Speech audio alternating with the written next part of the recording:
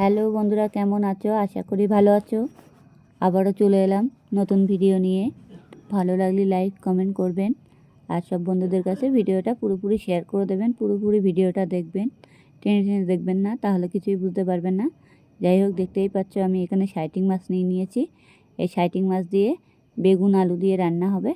এবার আমি বেগুন আলুগুলো কেটে নিয়েছি তাড়াতাড়ি করে। এবার কেটে নিয়ে আমি পাত্রের মধ্যে ধুয়ে তুলে নিয়েছি। আর বেগুনটা দেখে নিতে হবে পোকা আছে কিনা। এখন নতুন বেগুন বেরিয়েছে, এখন বেগুন অনেক সময় ফ্রেশ বেগুন ভালোই বেরোবে, অবশ্য খারাপ বেরোবে না। আর অনেক সময় দেখা যাচ্ছে কানা বেগুন নিয়ে আসলে সেটা তো বেছে নিতেই হবে, তাই না?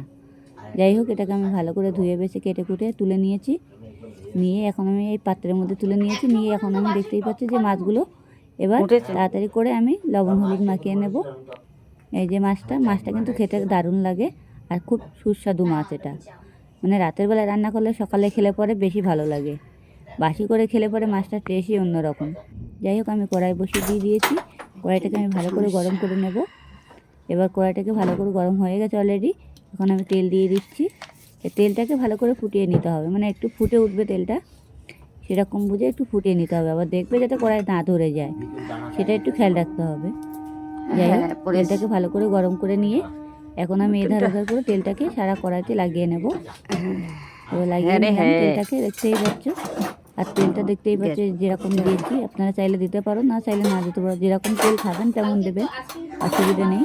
যাই হোক, আমার তেলটা অলরেডি গরম হয়ে গেছে। এখন আমি মাছগুলো এক এক করে পুরোটাই দিয়ে দেবো। এই যে আপনারা চাইলে হাত দিয়েও দিতে পারো, কিংবা খুঁটি দিয়েও দিতে পারো, কোনো অসুবিধা নেই। কিন্তু হাত দিয়ে দিলে পরে বারবার হাতটা দিতে হবে, এটাই। আর খুঁটি দিয়ে দিলে পরে হাতটা দিতে হবে না, আর গায়ে লাগার সম্ভাবনা থাকে না। এক এক করে মাছগুলো, পুরো মাছটাই আমি দিয়ে দেবো। এই যে মাছগুলো এইভাবে পাঠিয়ে দিতে হবে। আর কী বলতো, এই মাছগুলো এত সুস্বাদু মাছ, মানে খেতেই মজাই আলাদা। কিন্তু এই কাঁটাটার জন্য ভীষণ একটু লাগে, কিন্তু তাতে অসুবিধা হয় না। কিন্তু কাঁটাটা সহজে ছাড়ানো যাবে না, আর যদি ছাড়িয়ে রান্না ভাজা যায় তাহলে মাছগুলো ভাজা যায় না, ভেঙে ভেঙে যাবে। রান্নার সময় মানে খাওয়ার সময় কাঁটাটা তুলে ফেলে দিলে অসুবিধা হয় না, তাহলে মাছগুলো গোটা থাকবে। কত খেয়েছো? এবার মাছগুলো ভালো করে আমার অলরেডি ভেজে নিতে হবে, একটু লাল লাল করে। লাল লাল করে মাছগুলো ভেজে নেবো আমি।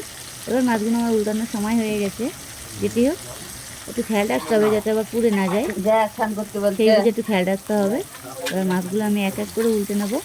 এই যে উল্টে নিলাম মাছগুলো, আমি দেখতেই পাচ্ছি কড়ার গায়ে কোনোভাবে লাগেনি মাছগুলো। কড়াটা একটু যত গরম করে নেবে তত মাছগুলো দ্রুত ভাজা হয়ে যাবে, আর মাছ লাগার কোনো চিন্তা ভাবনাই থাকে না। একটু খেয়াল রাখতে হবে যাতে পুড়ে না যায়, এটাই একটু খেয়াল রাখতে হবে। যাই হোক, আমার পুরো মাছগুলো উল্টে দিলাম। এবার দিয়ে বাকি মাছগুলো আমি আবারও ভেজে নেব, কিন্তু এগুলো তার আগে একটু ভেজে নেব ভালো করে। এক পিঠ উল্টে দিয়েছি, আর বাকি পিঠটা হয়ে যাক, আমি তুলে নেব। যাই হোক, মাছটা কিন্তু দারুণ লাগে খেতে। আপনারা অতি অবশ্যই চেষ্টা করে দেখুন। এই মাছগুলো খেতে এত টেস্টি মাছ, না খেলে বুঝতেই পারবে না, খুব ভালো লাগে। যাই হোক, মাছগুলো আমার ভাজা হয়ে গেছে অনেকটা। এবার দেখে নেবো আমি মাছগুলো হয়ে গেছে কি না।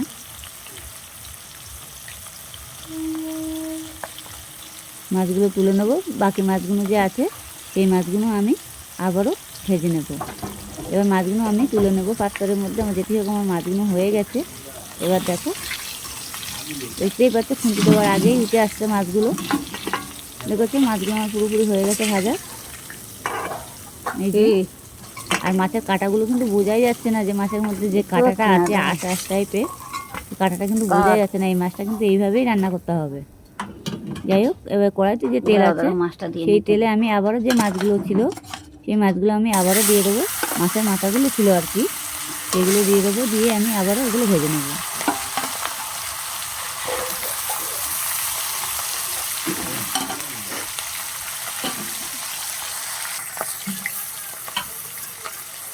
এবার মাছের মাথাগুলো অনেকটা ভাজা হয়ে গেছে, আমি এখন ভালো করে উল্টে দিলাম।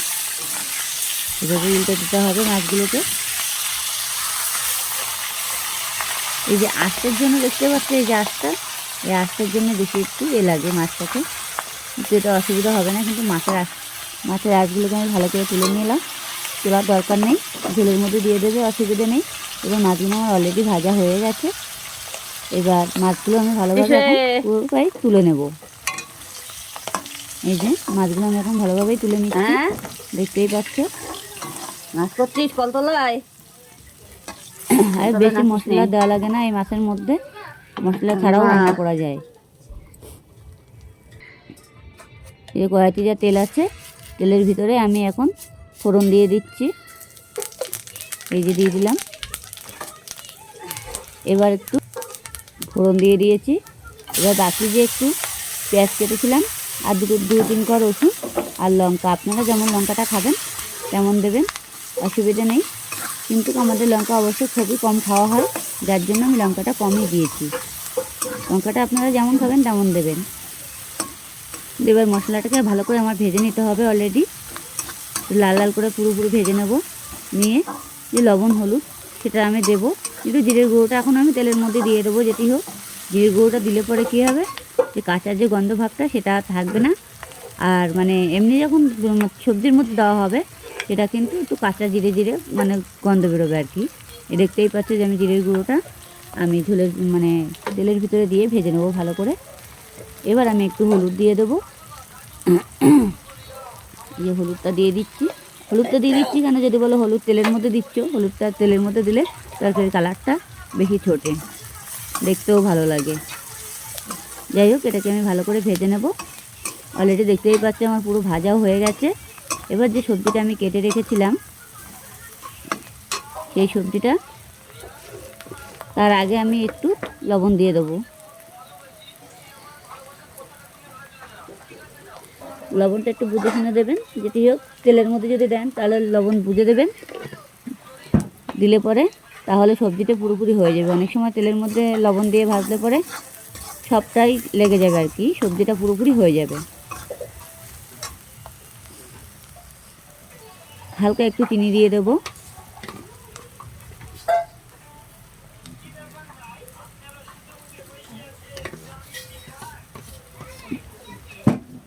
দেখতেই পাচ্ছ আমি চিনি দিয়েছি হালকা। সবজির মধ্যে যে চিনি দিলে পরে সবজিতে যে খার ভাবটা থাকে সেটা আর থাকবে না, বেশি ভালো লাগবে খেতে আর কি। যাই হোক, আমার সবজিটা যে কাটা ছিল সেটা আমি এখন দিয়ে দিচ্ছি।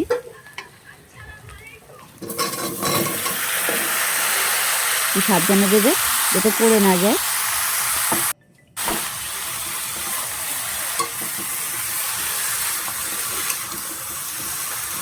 দেওয়া হয়ে গেল। এটাকে ভালো করে এবার আমি কষিয়ে করে নেব। কিছুক্ষণ নাড়াচাড়া দিয়ে এটাকে আমি এখন ঢেকে দেবো। দ্বিতীয় কিছুক্ষণ নাড়তে হবে, তাহলে সব সবজিতে মশলাটা লেগে যাবে। কিছুক্ষণ মানে নাড়াচাড়া দিতে হবে।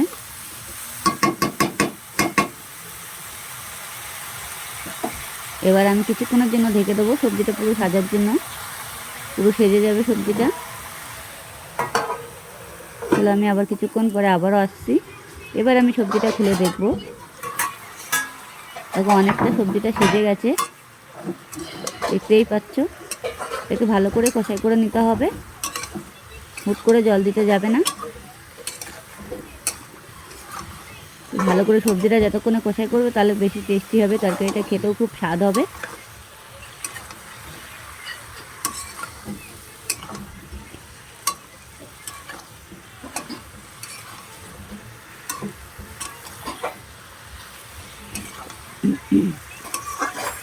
যাই হোক, সবজির ভিতরে যে জল ভাবটা রয়েছে সেটা কিন্তু পুরো টেনে ফেলতে হবে।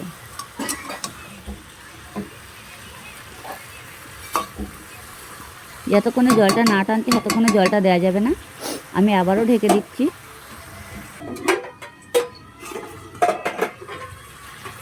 আমি আবারও খুলে নিলাম। এবার দেখতেই পাচ্ছি সবজির মধ্যে কোনো জল ভাবটা আর নেই। এটাকে ভালো করে ভেজে নেব এবার।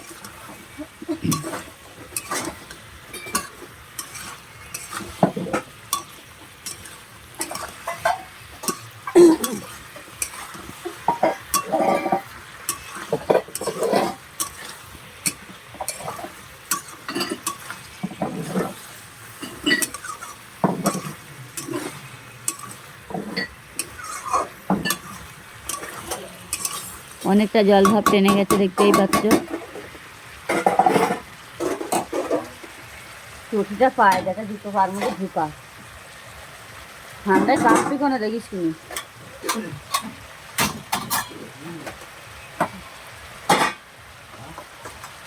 হ্যাঁ, এবার ভালো করে আবারও নাড়াচাড়া দিতে হবে। অলরেডি আর সবজিটা পুরো একদম অল্প হয়ে গেছে।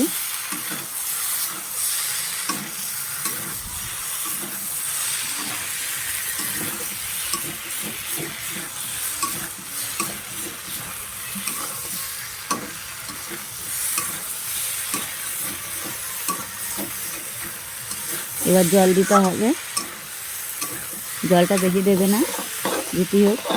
আর যদি মনে করবে না একটু ঝোল থাকবে থাকবে, আর যদি মনে করবে না একটু ঝোল বেশি ঝোল দেবো না, তাহলে অল্প করে জল দেবে, বেশি জল দেওয়ার দরকার নেই। আমি এবার জলটা দিয়ে দিচ্ছি। যেটি হোক আমি ঝোলের ভিতরে মাছটা দিয়ে দেবো।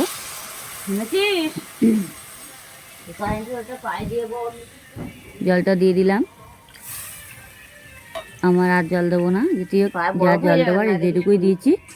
এবার তরকারিটা না ফোটা পর্যন্ত আমি মাছটা যেটি হোক দেবো না। তরকারিটা অলরেডি দেখতেই পাচ্ছ প্রায় ফুটে গেছে।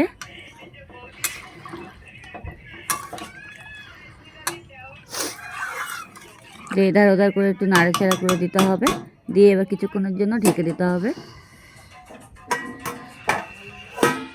ঢেকে দিলাম। তাহলে আমি আবারও কিছুক্ষণ পরে ফিরে আসছি।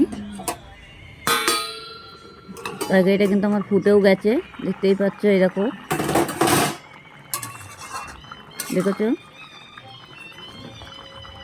এবার বাকি যে ভাজা মাছগুলো ছিল সেগুলো আমি দিয়ে দিচ্ছি ঝোলের ভিতরে। এইভাবে ঝোলের ভিতরে দিয়ে এক এক করে মাছগুলো পুরো ঝোলের মধ্যে ডুবিয়ে দিতে হবে।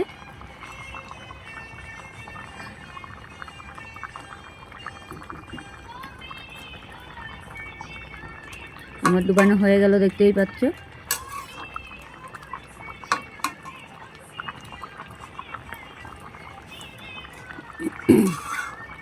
এভাবে মাছগুলো পুরোপুরি ডুবিয়ে দিতে হবে ঝোলের ভিতরে। ডুবিয়ে দিয়ে কিছুক্ষণ ভালো করে ফুটিয়ে নিতে হবে মাছগুলোকে। এবার আমি ঢেকে দেবো আবারও। আমি আবারও ঢেকে দিলাম।